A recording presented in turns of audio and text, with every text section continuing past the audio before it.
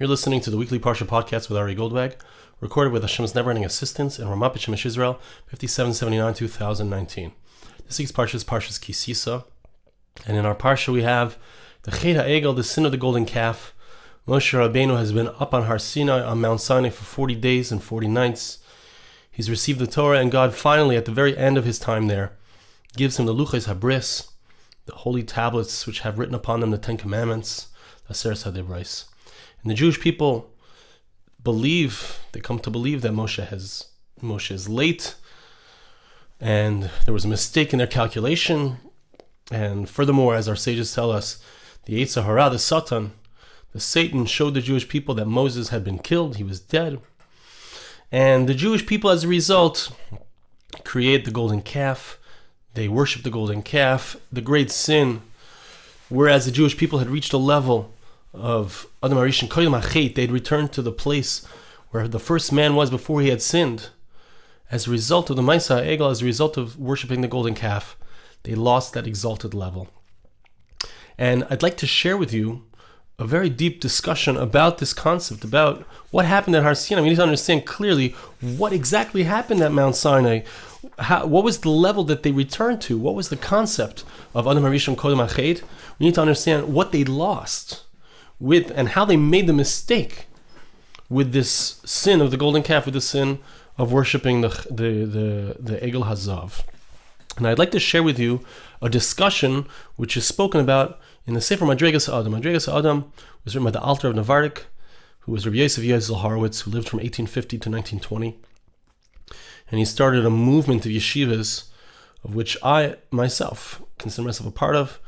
My Rosh Yeshiva, Rabbi Per, is a student of that school, and I've been a student of his for over 20 years. So I want to share with you some ideas from the very beginning of his book, Madregas Adam. But Tkufos Ha'olam, he's speaking about different times, different time periods in the history of the world. And the first of those time periods he speaks about is Adam Harishon Koyim HaChet. And I want to just give you a picture. I'm not going to read that part inside, but what was the idea? What was the state of Adam Harishon before the sin, as opposed to the way we are today? And he explains that as a result of Adam's sin, we find ourselves in our current situation, which is that there's a battle within us. There's a Yetzer Hara, there's an evil inclination which pulls us to the side of evil. There's a Yetzer Tov, there's a positive force inside of us which pulls us in the direction of good. And within us, there's this battle that battles it out. There's the ego, there's the conscience. They battle it out, and there's a pull towards chomrius, towards physicality, towards taiva, towards our desires, whether it's for honor, whether it's for lust, whether it's for money, etc. All these things pull us. When Adam Harishon was first created, however, it wasn't that way. Adam Harishon did not have any inner pull towards anything except for God's will, for anything except for goodness and righteousness, which it's going to return to that state when the Messiah arrives, when Mashiach comes. We will return to the state of Adam Harishon Koyim HaChet. We will no longer be pulled in the direction of the Yetzer Hara, in the direction of evil, but rather, as our sages tell us in Gemara and Sukkah, the Yetzer Hara, the evil inclination, will be slaughtered, the Satan will be slaughtered, and all that will remain is that mankind will all join as one to serve God, to do good, to do what's right. We will return to that state of Adam Harishon before the sin. Now we exist on a plane where there's a battle inside of us. There's a battle inside of us because there's a pull towards bad, and there's the conscience which tries to pull us towards good. And the Torah defines, and the movement that the Alter of Navardik started was a very powerful movement, which was part of the Musar movement, part of the concept within Judaism, which is to work on one's character traits. By working on one's character traits, it's possible to do something called Shviras Hamidos, which means it's possible to break our negative desires, break that which pulls us in the direction of evil. And Mamela, it's possible that on its own we will be in a state where we're only interested in doing what's right, where we're only interested in doing good. And that's the foundation of his book. That's the foundation of his whole outlook on life, that it's possible to break the evil inclination. It's possible to return, not completely, but to return in a certain sense to the state of Adam Harishon Koyim HaChet before the sin, where there's no pull in the direction of Midas Reis, of bad character traits. There's no pull by the ego. There's no pull for honor. There's no pull for money. There's no pull for desire, for lust. Where was it that an individual accomplished that? So he spoke about Noach. He spoke about Avraham Avinu. We're not going to get into that. But he says that at Mount Sinai, something amazing happened. Something awesome happened. The entire Jewish people reached the level of Adam Harishon Kodem Ached, of man before the sin. And how did that happen? So I always understood that it was just as a result of Geula, the Jewish people reached back to a place where they were. It was like they had this challenge. They were in Egypt. They had the Exodus. They had Geula, redemption. And as a result, so they automatically popped back into the place where Adam Rishon was before the sin. That's what happened at Mount Sinai. But Madregas Adam, the Alter Nevardik, says something different. He says that there was something that the Jewish people said, something that the Jewish people understood, and perhaps it was because it was the right time, perhaps it was because of the whole challenging situation that they had just gone through for so many years in Egypt. Whatever the case was, there was something that they did, which we can learn from, which we can actually incorporate into ourselves, that as a result of that statement, as a result of that action, they were able to return to that state of Adam Rishon Kodem Ached. What was that? And what happened at Maisa Egel? They lost that. So we need to understand, did they lose it completely? Can we still obtain that level? Did we completely lose that level or no? Is it something that we can attain ourselves? And as of course you realize, he posits that we can go back to that state. So let's see. It's important to understand what happened at Har Sinai in order to understand what happened at the Maisa Egel. It's important to understand what happened at Mount Sinai in order to understand what they lost with the worshipping of the golden calf. And what was the understanding? Why did it happen? What was the depth of why they lost that level? What was the trick of the Yetzer Hara? What was the trick? If the Yetzer Hara is no longer inside of them, pulling them towards evil, what did he do in order to cause the Jewish people to fall? And how did they rectify that? Because they did indeed rectify that. Okay, so let's see.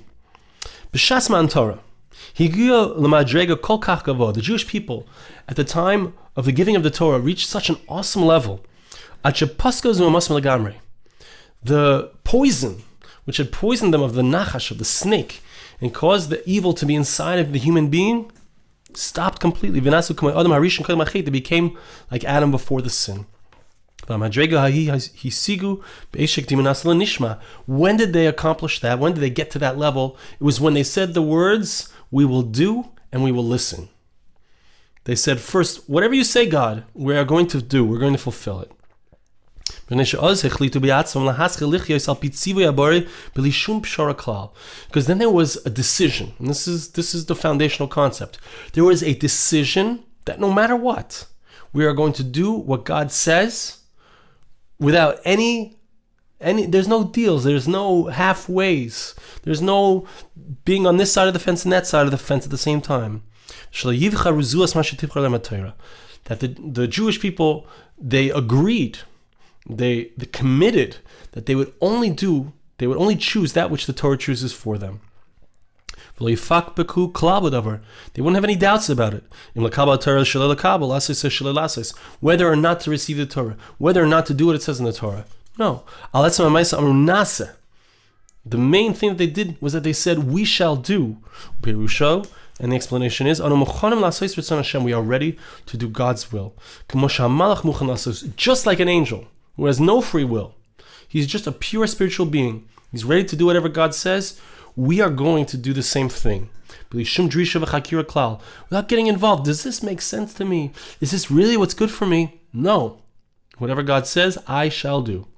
So what did they mean when they said, I'm going to hear, I shall do, and I shall listen? That was just, we got to understand what God wants us to do. So I need to hear what He's trying to say to me. I need to hear what are the hagdarot,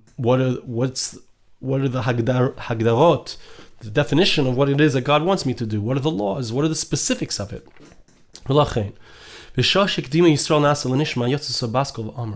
And therefore, when the Jewish people said, we shall do and we shall listen, when they said, we shall do, which indicates that we will do whatever God says no matter what, a heavenly voice came out and says, Mi gila raz zelabonai, who revealed the secret to my children? Zosameres, Mi gila lehem oisei hamafriya hagadol hasagas hashlemus, who revealed to them the greatest impediment to reaching greatness, to reaching wholeness in one's service of God. What is it? Halohum mashamavakish adam tamin hanishma kodem hanasa. It is that which a person always wants to hear first before he does it. And it says, do I need this or not? Should I really do this or not? That kind of thinking, maybe something bad will come out as a result of my keeping the Torah. So perhaps I won't be able to live with this decision. Who revealed to the Jewish people that the way for a person to reach the level of Adam Harishon before the sin, how does one do that? How does one accomplish that? Without having anything pulling me along towards the side of evil, without any desire, what I'm going to get, what I'm not going to get. Adam Harishon, he had a simple mind. He didn't have cheshbonos. He didn't have all these complicated calculations. Just simply ready to do God's will. In order that this level will remain forever, a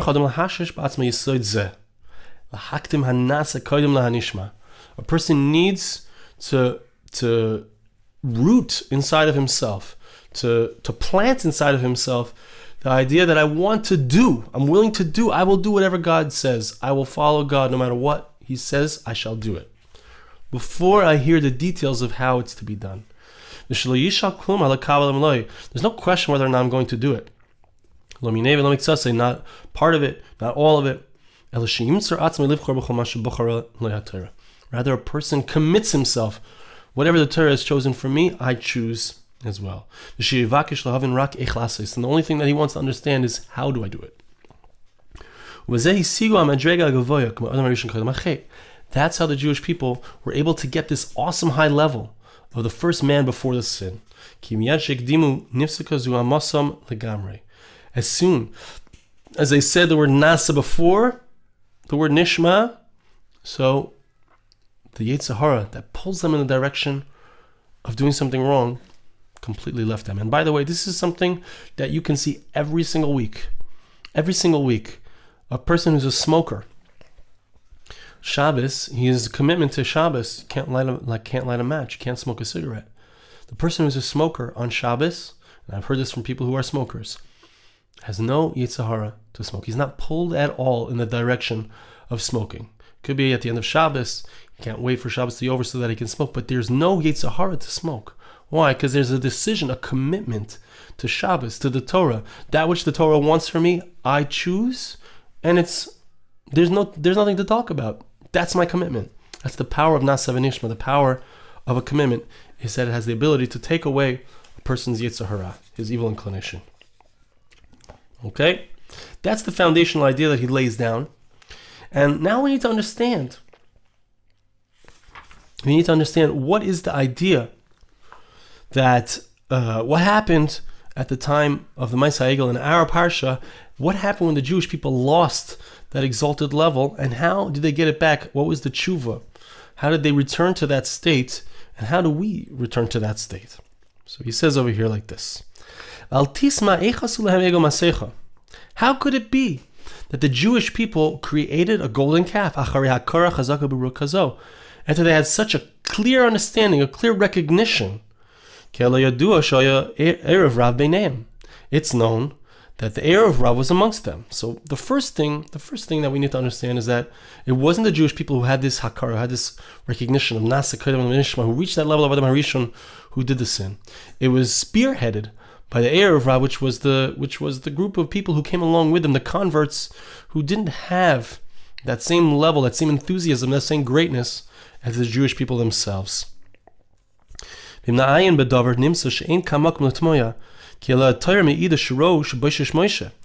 thing is that the Jewish people saw, as the Torah testifies, that Moshe was late.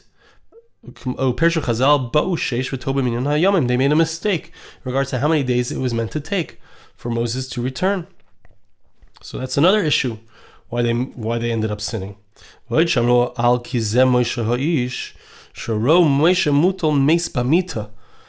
Gemara in Shabbos says, the Medrash, our sages tell us, that that, as we mentioned earlier, the Yetzer Hara, the Satan showed them a vision of Moses dead in his coffin. How can we say that they were guilty? What could they have done since they made the mistake? We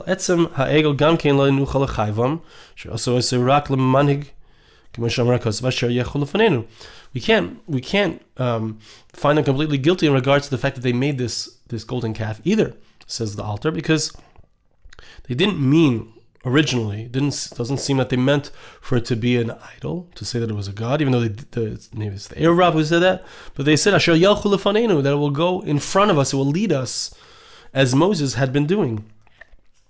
So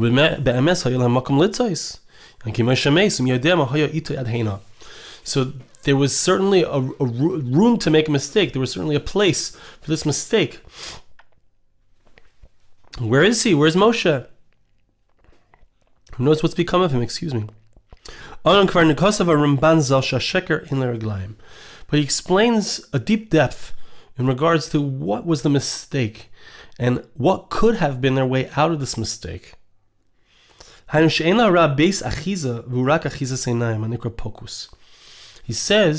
that the way that the Yetzer Hara works is that he is a liar. He creates a falsehood, a false image. He creates something that fools you. But the way that he does it, and this is the foundational concept, it's something that he mentions numerous times in the book. He says that there's this thing called pakus, which is basically a shill game, where we have 3 cups on a table, and the guy has something underneath the cup, whether it's a nut or whether it's a coin, and he moves the cups around, and you have to guess under which cup the coin is found. Okay, and he is so quick. The speed is greater and faster than the eye, and so he's able to trick a person out of his money. With this trick, so it's possible through this quick-handed type of tricks, they're able to take the money of others. The whole power of it is through the quickness of it. We call it pocus, hocus pocus, sleight of hand. He's able to quickly do something and trick people. So it's impossible for a person to properly see it. You can't see it. The hand is quicker than the eye. But if a person would watch the videotape, let's say, a person would be able to look very clearly, when a person would recognize the lie, the falsehood, the counterfeit nature of what's going on. It's only the immense quickness that tricks the senses. That's how the Yetzer Hara works. The Yetzer Hara works the same way. The Yetzer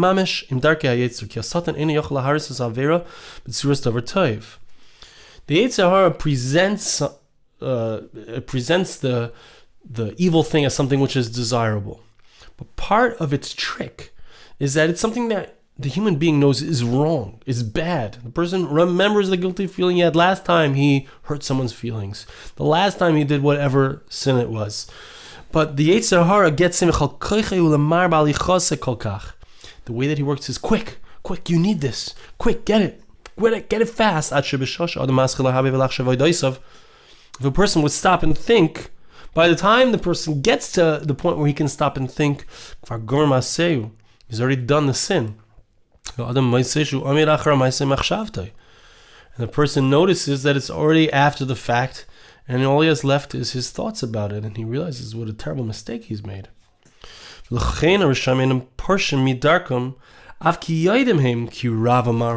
therefore those who are evil do not separate themselves from their evil ways, even though they know that it's very bad and that it's something which is very bitter.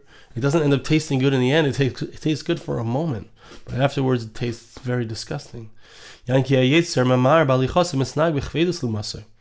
a person who's accustomed to himself, who's habituated to sin, so they can't get out of it. They just are always running back to it. The Yetzer Hara keeps getting them because it says, quick, get it. So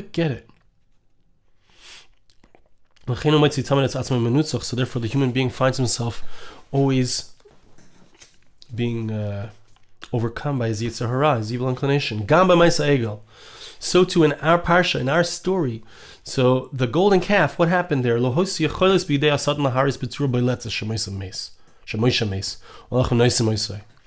couldn't have showed them in an outstanding way that Moses was dead and the angels were carrying him. He couldn't have made a very clear picture.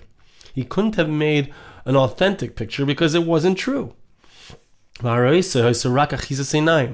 which he did was just sleight of hand. It was a trick.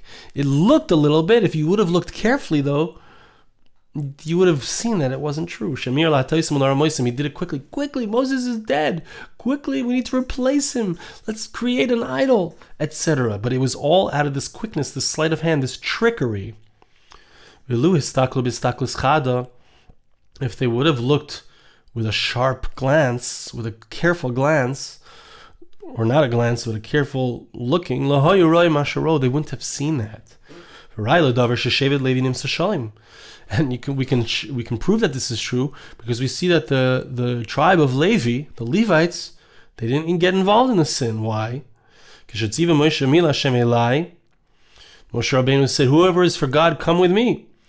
So the entire tribe of Levi came. If it would have been so clear and impossible to see through it, so why wasn't the tribe of Levi also involved in the sin? Clearly they weren't. Clearly there was a sleight of hand on the part of the Yetzer Hara, the evil inclination. Whoever wanted to make the mistake or wasn't guarded perhaps enough against it, made the mistake. But the tribe of Levi that wasn't interested in making this mistake did not make the mistake. This was why they were guilty, because they didn't look carefully enough. They didn't examine the evidence.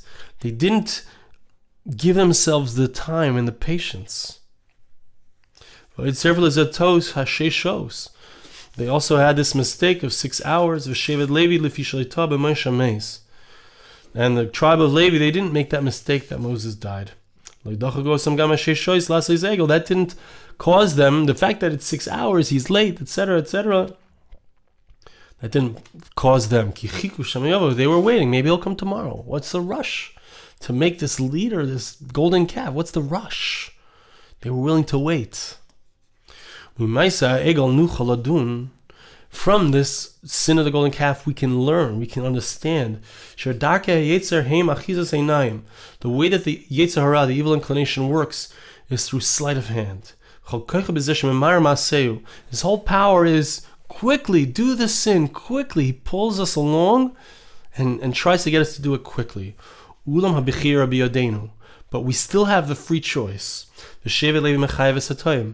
And the tribe of Levi teaches us. It's the one that gives us this obligation to understand. Don't make this mistake. We can also understand that the sin wasn't so simple. This is an important point. Okay, first let me just finish the previous point, which is it's possible to overcome the Yetzer Hara. A major foundational way is saying, wait, it's not an emergency to run and do this sin. Hold on, maybe tomorrow. Push off the Yetzer Hara. Let's see what happens. Let's see what happens. And he points out something else which is really important, which is that the Jewish people, despite the Maaseh Egel, didn't completely lose their level. Because we see like this. Ramban Zal, Nachmanides explains, they didn't take off their crowns. The fact that they made this mistake, the fact that they did something wrong, was so clear to them. The Jewish people recognized their sins so clearly. An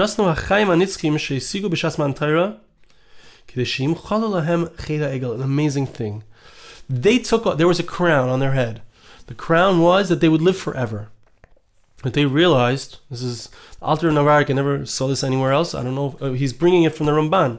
So it must be, it's stated there, or maybe it's his understanding of it, that the Jewish people, they took off their crown. What does that mean? They gave up eternal life because somehow they knew that by giving up eternal life, it would be a kapara, it would atone for their great sin.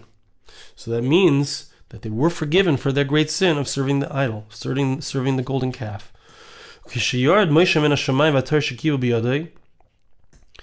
Now we find that when Moses came down from the mountain and he had the Torah in his hand, this is talking about another 80 days later on Yom Kippur. So he needed to teach the Jewish people the ways of God, the laws and the statutes. Moses sat alone and he taught the nation. Jethro came and said to him, "What are you doing? Why are you teaching them this way? Why? There's so many people. How are you going to do it?" Now listen to this. This is the same concept he's saying. That people were coming to Moshe because they wanted to know what is God's will. Hainu, amazing thing. When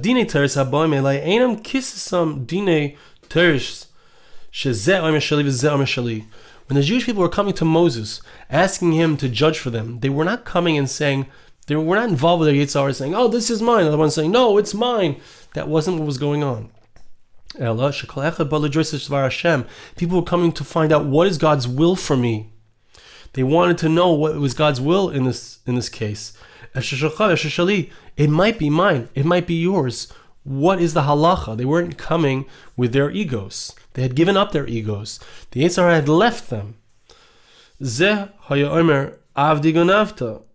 I'm sorry, I skipped. Question, it was when it came to matters of money matters, they had the same type of question as it was in regards to, is this mutar or asur? Is this permitted to eat or not? So now,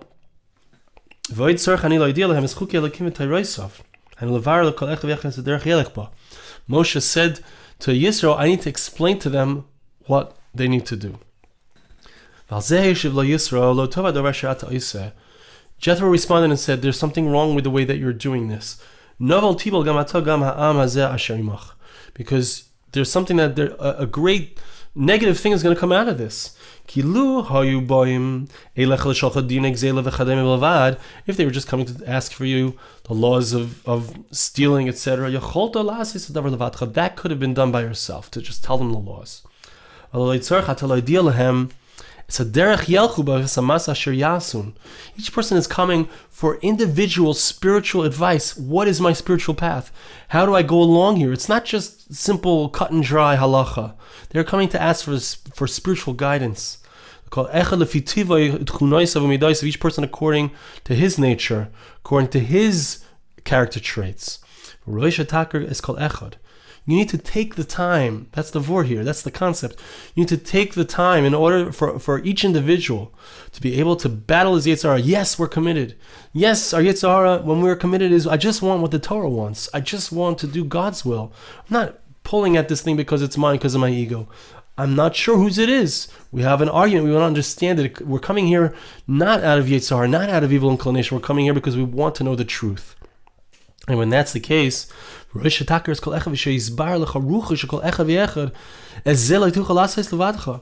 you want to understand each and every individual, it takes time. Yisro was saying to Moshe, you need to take the time, and you can't do that by yourself. You need to take the time, and you need to expend a tremendous amount of effort in order to clarify each and every person and understand his individual needs and his individual spiritual state. Therefore, you need to choose out the outstanding ones amongst the Jewish people.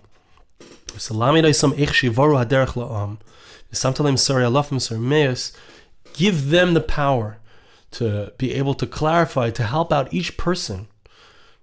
One person over 1,000, one person over 100. If you don't help them to clarify and be able to understand the way of God, what will they do after your death, Moses? When they can no longer go in the way. And that's what Moshe did. And so that's the history that we find. Moshe gave it over to Yoshua gave it over to the Zikanim, there were the 70, there was the Sarei Meis, Sarei Halofim, etc. It was like an awesome group, a group service of God. Everyone was helping everyone else to try to understand what is God's will, and how can each individual properly serve God in the way that was necessary. So that's the amazing foundational idea that he's bringing. And just to sum it up, I want to bless you, and I ask Hashem I ask you to bless me. Hashem should help each and every one of us to recognize the way that the Yetzer Hara works, that he works with quickness, trying to fool a person into a lie, that the sin has some true advantage. Human being knows it's not true. That's number one. Hashem should help us to understand that. Number two, Hashem should help us to understand and recognize that if we slow it down, we don't rush into anything. That's one way of dealing with it. But the most foundational way Hashem should help us to understand is that if we have a commitment, Nasa v'nishma, if we are committed to Shabbos, to Torah, whatever Hashem has chosen, what the Torah chooses for us, that's the best for us.